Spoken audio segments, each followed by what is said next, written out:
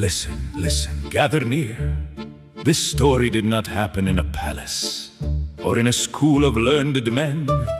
It happened in a muddy field with flies, a plow that squealed like people in a market, and a cow. Yes, a cow. Do not laugh too soon. By the end, perhaps the cow will laugh at us.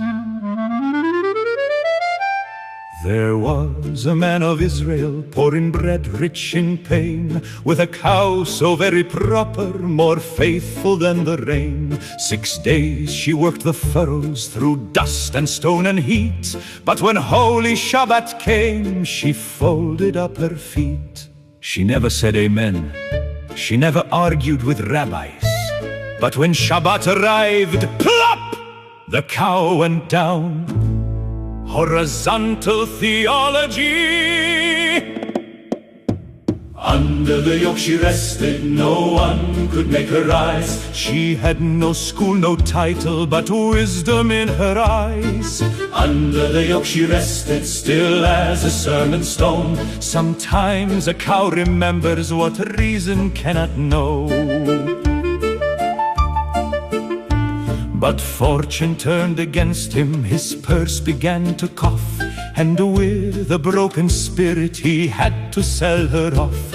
A man from another village bought her with delight. This cow will work like thunder, what a blessing with 4 hooves bright. Monday, sheep loud.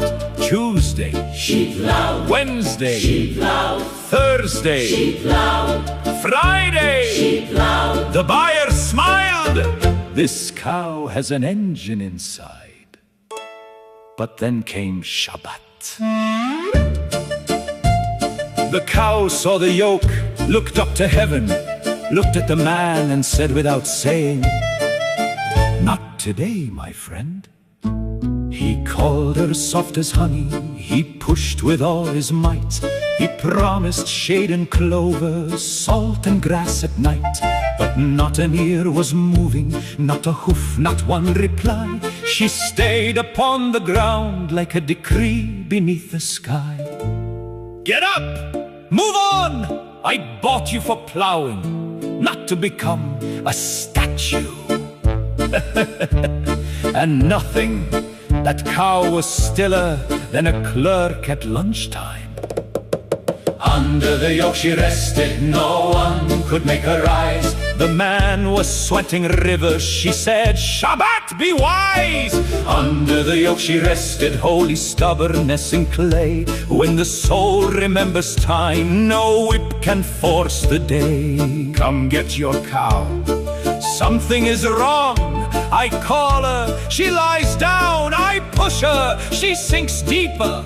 I shout at her, and she looks at me as if I were the animal. She is not sick, she is not bewitched. She only remembers. My dear cow, you know well, when you once belonged to me. 6 days we walked the fields and Shabbat set you free. But now my pain has sold you, poverty took its toll. Rise, my faithful companion, with mercy in your soul. Not from forgetting, not from betrayal. Rise, my cow, for compassion. Then the cow opened her eyes, shook off the dust and pain, stood up slowly in the sunlight and went to plow again. The buyer stood there trembling, mouth wide as a gate. What did you say into her ear? What power did you create? Do not tell me it was not magic. I shouted, nothing. I pushed nothing. I pulled nothing. You whispered once, and Madam became a worker. It was not magic, it was memory.